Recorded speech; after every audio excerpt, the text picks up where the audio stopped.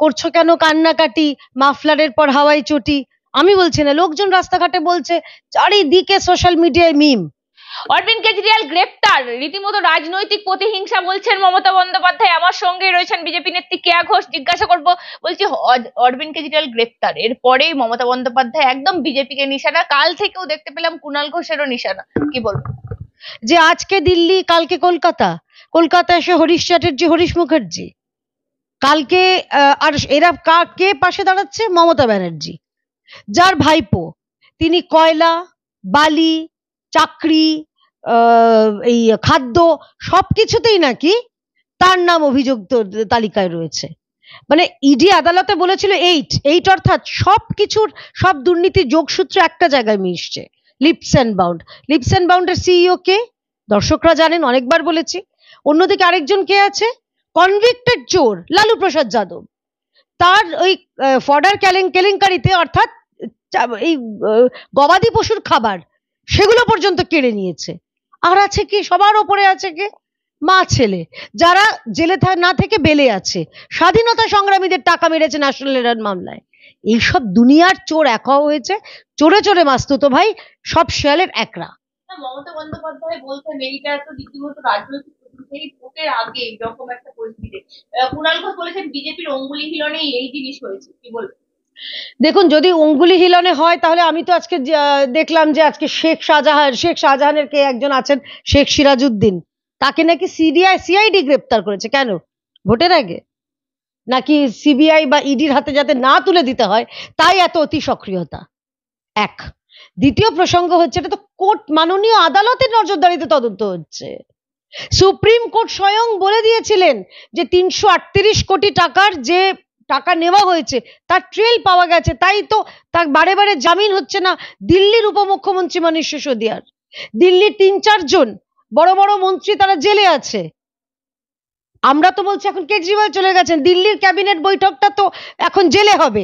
অপেক্ষা করছি, আমরা অপেক্ষা করছি কবে পশ্চিমবঙ্গে পুরো ক্যাবিনেটটা জেলে গিয়ে জেল থেকে সরকার চলবে, সেই দিন আর বেশি দিন নেই। কুর্সি, চেয়ারের লোভ, চেয়ারে থাকলেই তো কামাই। চিন্তা করুন, এদের মানে বঙ্গ টিভির মাধ্যমে মানুষকে বলে দিতে চাই রোজিনা, অরবিন্দ কেজরিওয়ালের ছেলে, তার অরবিন্দ কেজরিওয়ালের নিজের বাড়িতে জিমের সরঞ্জাম কেনেননি, ভাড়া নিয়েছে। কে, কার কাছ থেকে? নিজের ছেলের কোম্পানির কাছ থেকে, যার ভাড়া মাসে কয়েক কোটি টাকা। এই কথা একজন সাংবাদিক, আপনাদের মতন একজন সাংবাদিক, তিনি তুলে ধরেছিলেন বলে তাকে তার ভাগ্নির বিয়ের মণ্ডপ থেকে টানতে টানতে নিয়ে চলে গেছে অরবিন্দ কেজরিওয়ালের পুলিশ। এদের হচ্ছে এই অবস্থা, সত্যি কথা বলা বারণ। আমরা আপনাদের ক্ষেত্রেও দেখছি, পশ্চিমবঙ্গে বসে যদি আপনারা পশ্চিমবঙ্গের দুর্নীতি বিরুদ্ধে মুখ খোলেন, একের পর এক মামলা দেওয়া হচ্ছে, কেস দেওয়া হচ্ছে।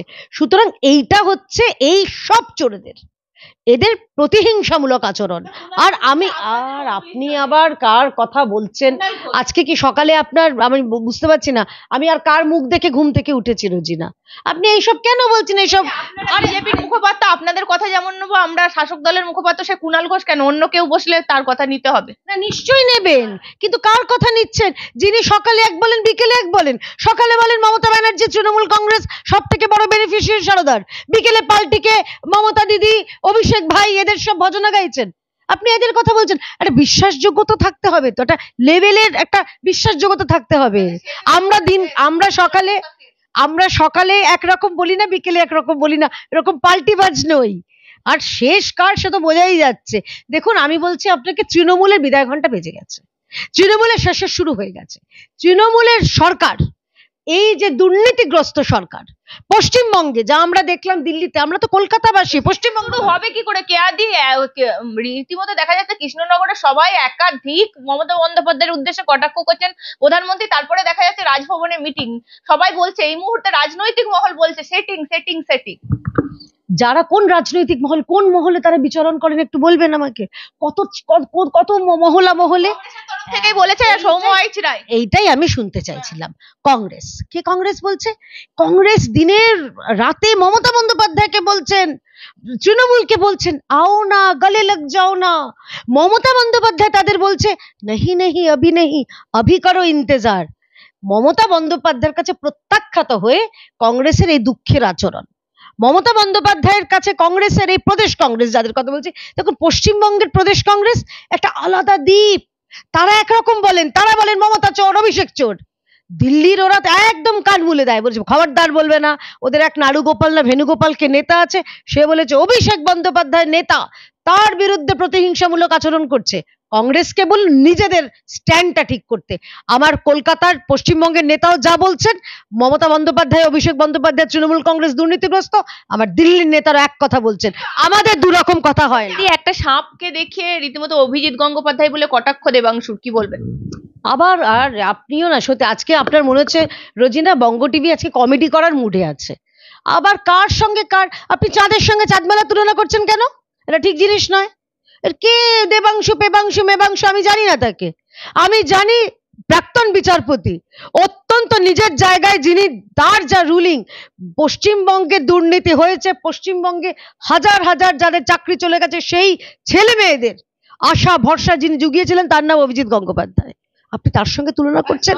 দেখুন তৃণমূল কংগ্রেস, আর বাবা আপনি এই চ্যাংড়া ছোড়া এগুলোকে কেন বলছেন? রেজাল্ট তো বেরিয়ে যাবে 4 জুন, এত লাফালাফি করতে বারণ করবেন। উনি ওই চৌকাটা শুয়ে থাকতেন, চৌকাটাই ওনাকে মানায়। চৌকাটা শুয়ে থাকুন, ওনার ওপর দিয়ে টপকে টপকে টপকে সব ঢুকেও গেছে, আবার টপকে টপকে টপকে বেরিয়েও গেছে। উনি খালি চৌকাটাই শুয়ে থাকবেন। এখন মনে হয়েছে চৌকাট থেকে হেঁটে হেঁটে একটু কষ্ট করে উঠেছেন, একটু লাফালাফি করছেন, করুন না। বাচ্চা ছেলে দেখো এতদিন চৌকাটের উপর শুয়েছিল, গা পিঠ ব্যথা করেছিল, এখন লাফিয়ে লাফিয়ে বেড়াচ্ছে। একটু খেলনে কুদনে কা উমার হ্যাঁ করতে দিন। যিনি 2019-এ বলেছিলেন ব্যারাকপুরে দাঁড়িয়ে অর্জুন সিং যদি জিতে যান 2 লক্ষ ভোটে, তাহলে আমি কিন্তু রাজনীতি ছেড়ে দেবো, ছেড়ে দিয়েছেন। অর্জুন সিং জিতে গেছিল কিন্তু। এক, দ্বিতীয়ত কিছুদিন আগে বলেছিলেন না, আমার বিরুদ্ধে যদি দুর্নীতি প্রমাণিত হয় আমি ফাঁসি কাটে ঝুলে যাব। না, আপনার বিরুদ্ধে দুর্নীতি আমরা চাই না ফাঁসি কাটে ঝুলুন। আমরা চাই যে যে দুর্নীতিগ্রস্ত তারা জেল হাজত বাস করুক অরবিন্দ কেজরিওয়ালের মতন। আমরা তারপরে এই অভিষেক বন্দ্যোপাধ্যায় সুরক্ষা কবচ দাবি করেন অরবিন্দ কেজরিওয়ালের মতন, আমি আর চেষ্টা করিনি। আর তৃতীয় হচ্ছে, আপনি যেটা বললেন, এত কথা মমতা বন্দ্যোপাধ্যায় তো চিঠি লিখেছিলেন মাননীয় প্রধানমন্ত্রীকে। উনি বলেছিলেন আপনি যদি চান আমরা ইউটিলাইজেশন সার্টিফিকেট দিয়ে দিতে পারি, দিয়ে দিন, অসুবিধা কোথায় হচ্ছে? অত চিঠি লিখে দিতে পারি, এটা কি মানে মেয়ের বিয়ে নেমন্তন্ন হচ্ছে নাকি? আমি বলছি উনি তো কিছুদিন আগে গেছিলেন না সব চিঠি ফিটি নিয়ে, যাদের আবাস যোজনার কিছু মানুষের। উনি বই নিয়ে গেলেন না কেন অমরেন্দ্র বাহুবলীর মতন? ওই অতগুলো ইউটিলাইজেশন সার্টিফিকেট মিটে যেত, অসুবিধা হতো না। আর সব থেকে বড় কথা, যদি মনে হয় কেন্দ্রীয় সরকার দিচ্ছে না, এটা মাঠে না বলে কোর্টে বলছেন না কেন? আদালতে যদি তাদের কাছে কাগজপত্র থাকে যে তারা কাজ করে সার্টিফিকেট দিয়ে দিয়েছেন, পরিষ্কার বুঝুন ব্যাপারটা, তাহলে মাননীয় আদালত কেন্দ্রীয় সরকারকে আদেশ দেবেন। সেটা গেছেন? এই সব বাতেলাবাজে মাঠে ভালো, কোর্টে বলেন না। কি কাদের? আরে দূর, আপনি আরে বলেন না যে একটা প্যারাশুটে নেমে আসা নেতা, যার 2011-র আগে তার আমরা কোনো তার অস্তিত্বই দেখিনি রাজনীতির ময়দানে।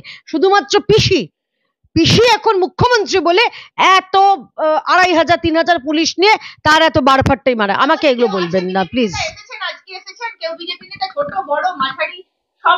আমাদের একটা বলছি তো ভাই, আমাদের যারা কার্যকর্তা, আমাদের যারা তরুণ যুবরাও আছে, তাদেরও একটা রাজনীতি করার, তাদেরও একটা পারিবারিক এবং শিক্ষার একটা তাদের ব্যাকগ্রাউন্ড আছে।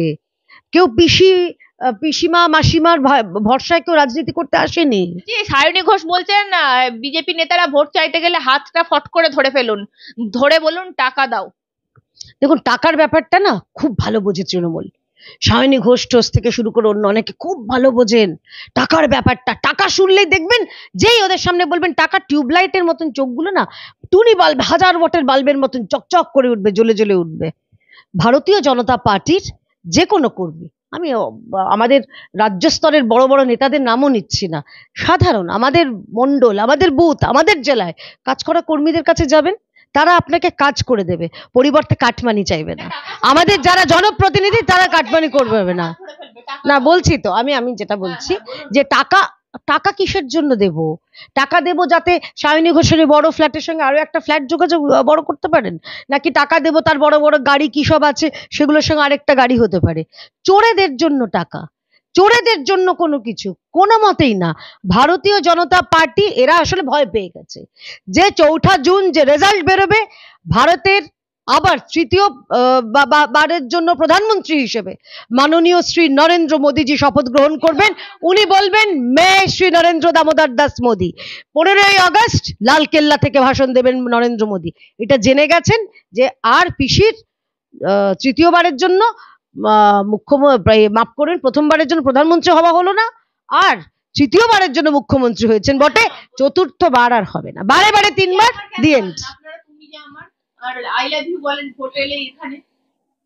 আমরা তো সবসময় বলে থাকি, আমরা তো পিঠে খেতে ডাকি না, আমাদের তো ওই রকম ভাবে পিঠে খেতে ডেকে মানুষদের জমি কেড়ে নেওয়া এগুলো নেই। আমি তো বলেছিলাম অনেকদিন আগে রোজিনা আপনার টেলিভিশনে যে এই রাজ্যের জায়গায় জায়গায় সন্দেশখালী মডেল তৈরি হয়েছে। আপনি দেখুন, সায়নী ঘোষকে জিজ্ঞাসা করবেন, উনি যখন যাবেন ওনাকে জিজ্ঞাসা করবেন যে গার্ডেন রিচের এই 10 জনের রক্ত আপনাদের হাতে লেগে আছে কিনা। ওই যখন হাতটা ধরতে বলবে, ওই হাত ধরে দেখবেন হাতে রক্ত লেগে আছে, বকটুইয়ের রক্ত লেগে আছে, সন্দেশখালীর মেয়েদের কান্না লেগে আছে, আর গার্ডেন রিচের নিরীহ 10 জনের রক্ত লেগে আছে। 2.5 কোটি, 3.5 কোটি, 5 কোটির গাড়ি চড়া নেতা তৃণমূলের, তাও কাউন্সিলরের ওপরে রয়েছেন আরো বড় বিধায়ক ফিরহাদ হাকিম সাহেব, তিনি আবার কলকাতার মেয়র। তিনি বলছেন না, কাউন্সিলরের দোষ নেই, দোষ হচ্ছে শুধুমাত্র ইঞ্জিনিয়ারদের, দোষ হচ্ছে প্রমোটারের কাছ থেকে যখন 25-75 হতো মনে ছিল না, কত রেট যায় পুলিশের ওখানে গার্ডেন রিচের লোকজনকে জিজ্ঞেস করলেই তো বুঝতে পারবেন। এই কোন শওকত মোল্লা বললেন যে যাকে মমতা ব্যানার্জি বলেছিল বোম বাঁধে, ওই শওকত মোল্লা বোম বাঁধে বলার পরে তাকে আবার জেড ক্যাটাগরি সিকিউরিটি দিয়ে দিয়েছেন, যার নামে নির্বাচন পরবর্তী যে হিংসা হয়েছে, ভোট পরবর্তী হিংসার অভিযোগ রয়েছে, যাকে বারে বারে ডেকে পাঠানো হয়েছে, সেই শওকত মোল্লা। উত্তর দেবেন।